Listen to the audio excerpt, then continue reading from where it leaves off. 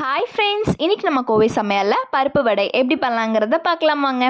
அதுக்கு ஜாரில் ஃபர்ஸ்ட் நம்ம 1 ஸ்பூன் அளவுக்கு சீரகம், 1 ஸ்பூன் சோம்பு சேர்த்துட்டு, இப்போ பட்டை ஒரு 3 இது சேர்த்துக்கலாம். இப்போ 2 வரமிளகாய் கூட ஒரு 2 பச்சை மிளகாய் சேர்த்துட்டு, இஞ்சி பூண்டெல்லாம் சேர்த்து நல்லா அரைச்சி எடுத்துக்கலாம்.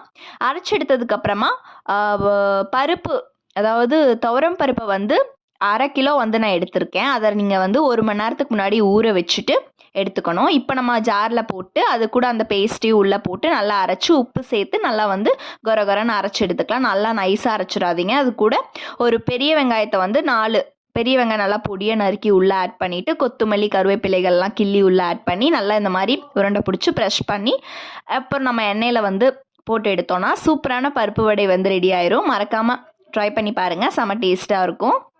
இந்த வீடியோ உங்களுக்கு பிடிச்சிருந்தா லைக் பண்ணுங்கள், ஷேர் பண்ணுங்கள், கமெண்ட் பண்ணுங்கள், மறக்காமல் சப்ஸ்கிரைப் பண்ணிடுங்க. தேங்க்யூ ஃபார் வாட்சிங்.